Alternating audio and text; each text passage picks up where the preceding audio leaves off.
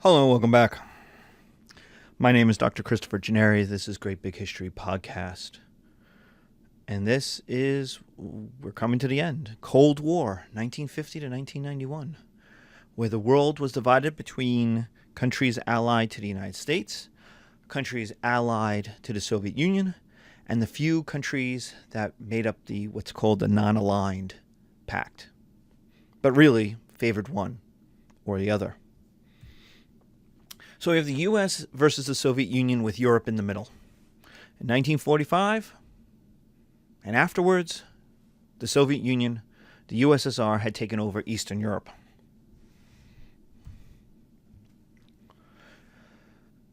The Soviet Union then goes on to support revolutionary groups. It doesn't take the Marshall Plan or allow any of the countries under its domination to accept the Marshall Plan. In 1949, Mao Zedong wins in China. We've talked about that. Bringing up the question in the United States about who lost China. The Soviet Union also gets the atomic bomb. So suddenly, within just 4 years, the United States, who had spent billions of dollars in 1945 to figure out how to build a nuclear weapon, no longer had a monopoly on it. In 1950, North Korea, with Soviet support, invaded South Korea, and American and Western troops were again invading Asia. The U.S. and the USSR, and this is the beginning of proxy wars. We'll see it again in Vietnam, we'll see it again in Afghanistan and a few other places, where the U.S. and the USSR fight, but without their troops fighting each other. So the North Koreans were supplied by the Soviet Union, and later by the Chinese, while U.S. troops actually did the fighting to help South Korea. The same thing will happen in Vietnam. But in Afghanistan, the United States gave money, arms, weapons, missiles to Afghani troops, Pakistani troops, jihadi groups, in order to fight Soviet troops. So the kind of number one directive of the Cold War is Soviet and American troops should never shoot at each other. That's going to be bad for everybody. If they actually are in the same war at the same time, bad things will happen. In 1952, the USA develops the hydrogen bomb, and now the Soviet Union develops the hydrogen bomb in 1953. They had spies on the inside, and they have... Remember, the United States is the richest country in the world by, far. They're the only country not to suffer, the only major economic group to not suffer any kind of disruption from World War II. And yet, they're only a year. The United States is only a year ahead of the Soviet Union, which was devastated. 20 million people were killed. The eastern third or eastern half of the Soviet Union, the European part of the Soviet Union, was completely torn up by the war and destroyed. There is no, if you just looked at the numbers, there is no way that the two should be so close, and yet they are. The result of this is what's called the mutual assured destruction, the MAD theory. The idea that I will have so many bombs that I could destroy you, and you will have so many bombs that you could destroy me, which means we probably shouldn't get into a war. You add to this what became the nuclear triad. Well, what if they try to wipe out my nuclear missiles? What if the Soviet Union actually succeeds in wiping out all my nuclear missiles? Then they could bomb us, and we can't defend ourselves. So what the nuclear triad was to have three kinds of nuclear weapons: on bombers, on ICBMs, the rockets, the missiles, and then on submarines. And the submarines are really the game changer there. And the idea is you can knock out one of them. You might even knock out two of them, but the likelihood of knocking out all three is almost impossible. And so you have different kinds of nuclear weapons developed for different type of delivery systems, and different kinds of wars to cause different kinds of destruction. Now, the submarines are the game changer because you don't know where the submarines are. In fact, if you read some Tom Clancy novels, he'll talk about how nobody knows where some of the nuclear submarines are. That the idea is they swim through the oceans, and every couple of weeks they pop up, send out a signal, say, hey, here we are, and then they disappear again. The idea is that in case of a nuclear war, they could pop up near the coastline of the Soviet Union or the United States, send off a missile, nuke New York or St. Petersburg, and be gone. And you would have about 5 minutes of warning. Ultimately, what the hydrogen bomb does is show that you can't survive a nuclear war. Up to this point, there were still a lot of arguments of who could win a nuclear war. And there'll be arguments after this of who could win a nuclear war. But the hydrogen bomb is so destructive that it really kind of cancels that. In 1963, we get the Cuban Missile Crisis, the 13 days in October, where it really looked like the U.S. and the Soviet Union were going to go to war over Cuba, and that war would involve nuclear weapons. Castro wins in Cuba against a U.S.-supported dictator.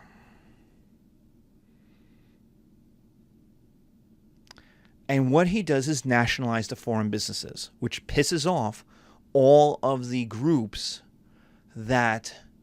all the industries, casinos, tourism, that owned pineapple and banana companies, that owned a lot of the land. Cuba was an independent country, but it was for all intents an American economic colony. 80% of its land was owned by American corporations or American citizens.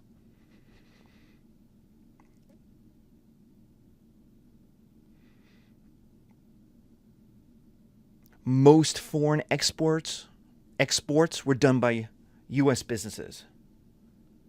It was imperialism without the ownership. We talked about imperialism, how you had to send armies and go conquer places. Cuba was imperialized economically without the American cost, which also means without the American worry about what was happening to the society. Without any of those controls. And so what Castro does is democratic. We're going to liberate the land for the people. It's a socialist revolution. It is not atypical of what happens in lots of the countries in Latin America, in Africa, in East Asia, in the 50s, 60s, 70s. The U.S. reaction was an economic boycott and the Bay of Pigs invasion, the failed Bay of Pigs invasion, where the CIA got a bunch of Cuban mercenaries and sent them to a beach on the Bay of Pigs, where in order to overthrow Castro, and they were slaughtered. Castro, scared that the United States will invade Cuba and overthrow him, goes to the USSR. And the USSR says, hey, you know what? The Americans have put nukes in Eastern Europe, in Western Europe, and in Turkey. So let's see how they like it. Let's put some nukes in Cuba, which is 90 miles away from Key West. And when that comes out, it freaks out everybody. Everybody freaks out. Is there going to be a nuclear war? Is there going to be a blockade? Are we going to just invade Cuba? The idea that in a democratic United States that the Soviet Union would have nukes in Cuba was intolerable. You couldn't have it. So something had to happen, and that's the 13 days. And there's a large book I have somewhere on a bookshelf of all of the transcripts of the executive generals, John F. Kennedy, Robert Kennedy, talking about what should we do? How do we handle this? The generals wanted to invade. They wanted airstrikes and then an invasion. And other people said, wait, but the airstrikes, what's the likelihood of the airstrikes destroying all of the nukes? And they're like, well, we'll get like 75, 80% of them. And they go, well, that means there's 20% we can't get. And like, that's probably right. That's why we have to invade. It's like, but what are they going to do with that 20%? They're going to nuke something. And there was the problem. They're going to nuke Miami, nuke Houston. So what was decided was a blockade, which was totally illegal. A blockade, an economic blockade. You put your ships around an island, around another country to stop trade coming into that country is an act of war, as old as ancient Greece. But that's what the United States decided to do. It wasn't quite a war. And the idea was we are going to challenge Soviet ships coming to Cuba and quote unquote inspect them to see if they have nuclear weapons on them.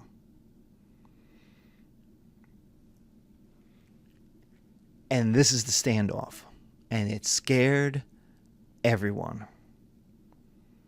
When we talk about 2 minutes to midnight, here it is. And at basically the last day, the day right before they were going to have contact between the American ships and the Soviet ships, the Soviet ship Poltava turns around. It got orders back from Moscow, from the Kremlin, you have to turn around. The importance of that is the idea that the USSR, the Soviet Union, and the USA cannot go to war. So we'll make an agreement. Eventually, we'll take the nukes out of Turkey. They'll take the nukes out of... The Soviets will take the nukes out of Cuba. But basically, we agree we will never invade Cuba. And we haven't. That was basically the deal. You take the nukes out, we won't invade. And that was done in a back room somewhere, probably in Vienna or Geneva, where everyone sat down and said, look, we can't have a war. We'll murder everybody. We'll destroy the world. So how do we work this out? You can't have nukes in Cuba. And the Soviets, the Russians said, great, fine. But you can't invade it, and you got to get your nukes out of Turkey. And we said, yeah, fair enough. And there you go. Now, there's a second thing here that's important. The ship was called the Poltava. Now, that may not mean anything to you, but it means a hell of a lot to the Russians, and it means something to me as a Swedish historian. Poltava is the first great Russian victory against Western armies. In 1709, after a series of victorious war, in 1700, let me start over. In 1700, Denmark, Poland, and Russia, the Russia of Peter the Great, who's not yet great, but it's just Peter Romanov, invaded Swedish territory.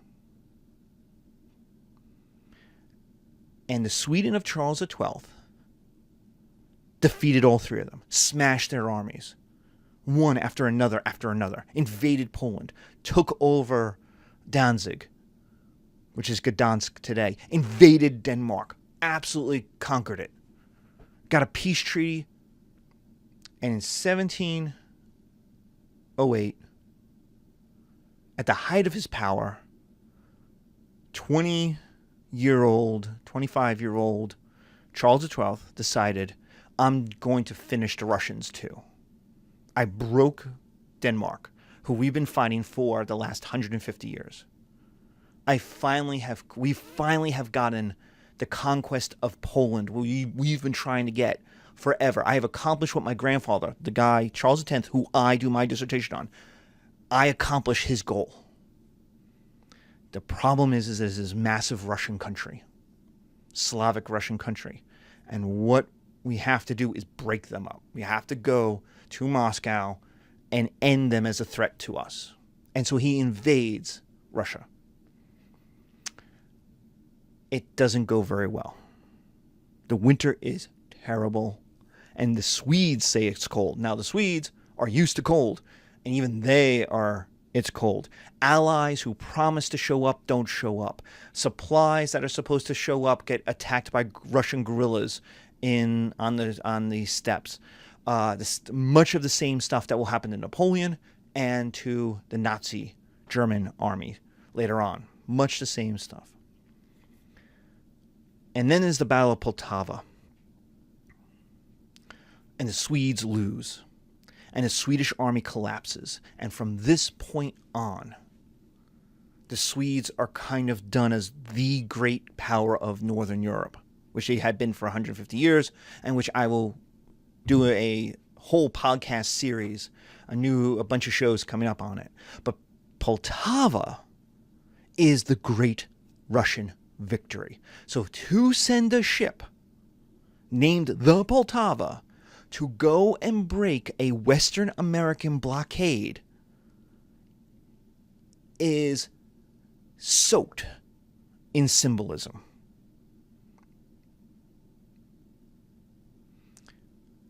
So the fact that the Russians turned the Poltava around is symbolically an embarrassment. This was going to be their great victory. This was going to be the symbol of the victory they had in 1709. But the idea is we cannot go to war anymore.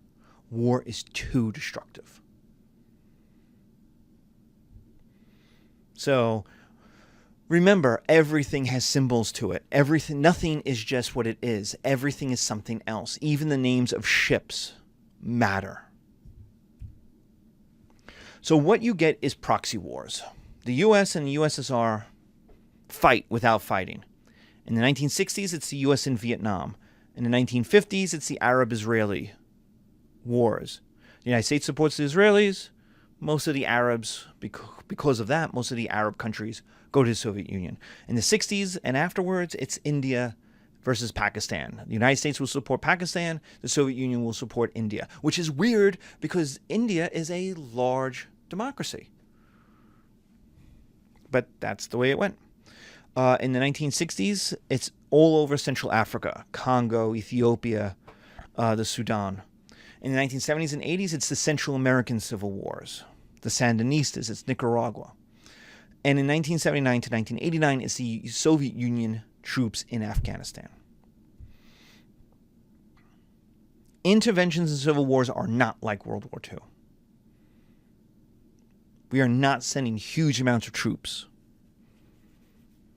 It's the other side floods the zone with weapons and more technology. The Soviets sent anti-aircraft missiles to Vietnam, North Vietnam, to protect it from American bombers. This is how John McCain gets shot down. The American CIA sends shoulder-mounted rockets, anti-helicopter rockets, to the jihadists in Afghanistan because they were being attacked by Soviet helicopters. Ultimately, what happens in most of these cases is a stalemate and a super high cost. Billions of dollars are spent by the United States in Vietnam. Billions are spent by the Soviet Union in Afghanistan. There are lots of casualties on all sides. 58,000 Americans in Vietnam, but some 3 million Vietnamese. 3 million? 1 million? It's millions of Vietnamese die in the 10 years of the war. All this leads to social and political problems. The 1960s in the United States has anti-war protests, has riots, has race riots, has... People think the United States in 2017 is coming apart. It has nothing what was going on in 1969 and 1970. This is true in the French as well.